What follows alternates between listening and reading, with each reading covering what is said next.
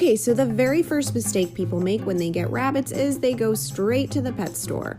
I know this is strange because isn't that where you buy pet supplies? Well, kind of. Most pet stores are not exactly geared toward rabbits. In fact, you'll be lucky if you even find an entire aisle dedicated to them. Often, rabbits are lumped in the same section as guinea pigs, hamsters, and rats, when really rabbits are completely different than all of those animals. So I get that it's fun to go on a little shopping spree your first day with a rabbit, but most people will just buy anything that has a photo of a rabbit on it. And this leads me to the rest of my points. Because guys, just because it says for rabbits doesn't mean it's good for your rabbits. If you're wondering where to shop, I suggest supporting small independent businesses or rescues that cater specifically to rabbits, either locally or online. Other things like litter or toys are acceptable to buy at stores, but you can also make some of those yourself. The second mistake people make is buying a small cage or even a hutch. And once again, this often happens at the pet store. Probably one of the worst and most common infractions, people see a photo of a rabbit and some silly slogan like, living the dream. No guys, no rabbit is going to live the dream in this shoebox of a cage.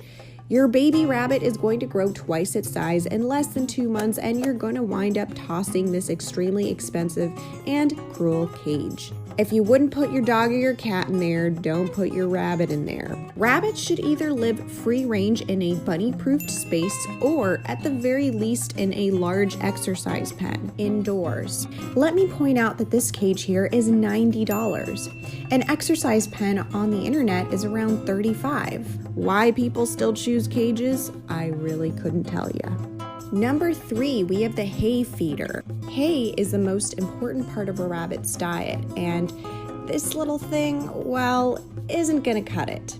Not only does it not fit nearly enough hay for the rabbit's daily dose, but the bars aren't spacious enough to allow the rabbit to pick out its hay. Now, hay feeders can be okay if they are large enough to fit huge quantities of hay. Number 4, the salt lick. Where this tradition came from, I have no idea. Giving your rabbits a salt lick is like giving yourself a bottle of salt. Would you eat just tons of raw salt for fun? No, so why would your rabbit? Not only is this unhealthy, but your rabbits get all the vitamins and minerals they need from their veggies and their hay. Number 5, getting the wrong pellets. Often you'll see pellets that are overly processed or that come with extra ingredients like seeds, nuts, and fruit. None of this is necessary. Actually, pellets aren't necessary to begin with and are merely supplemental. But if you do choose to give your rabbits pellets, the only ones you should be buying are Timothy hay-based pellets with a minimum of 18% fiber. Only rabbits under 6 months of age should consume alfalfa pellets. This brings me to the next mistake, which is overfeeding pellets. Excessive pellets have a tendency to cause obesity and can cause serious health issues.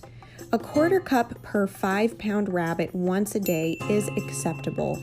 Only rabbits under 3 months of age need large quantities of alfalfa pellets, which are high in calcium. Number 7, buying junk food. Guys, if you want your rabbits to live long and healthy lives, absolutely avoid processed treats. Rabbits shouldn't eat yogurt drops or gummies or anything artificially flavored. You can actually make your own rabbit treats at home with natural slices of fruit. Remember, a treat is to be given sparingly. Number 8, the water bottle. Rabbits on water bottles are always at risk of being somewhat dehydrated. Not only that, but water bottles can also accumulate bacteria in the nozzles or inside the walls of the bottle. The most natural way for rabbits to consume water is with a large bowl. And you'd be surprised, but they drink as much water as a large dog. Try using heavy ceramic bowls that can't be tipped over. Number 9, the wrong litter box. This is a litter box that you'll commonly see for sale at pet stores. Not only is this completely the wrong size and shape for an adult-sized rabbit, I also often see people simply putting litter inside it with no hay. A proper litter box can easily be found in the cat section. Rabbits should be able to do a 360-degree turn inside the litter box, and it should also be filled to the brim with hay. Now, if you actually wound up making all these mistakes, and don't worry, we all did at some point, you probably have a really bleak setup that looks like this, which you really want to avoid. Because let's just face it, that's just no way for your rabbits to live. So what do you do if you actually spend all this money on a cage that you can't return? Well, easy, just convert it into a large litter pan. The next mistake is constantly trying to pick up the rabbit and cuddle. Rabbits are prey animals and feel the most confident on the ground. Bonding with your rabbits takes time and patience, and picking them up incorrectly can also lead to serious injury if they jump out of your arms. The key motto here is to always let your rabbits come to you.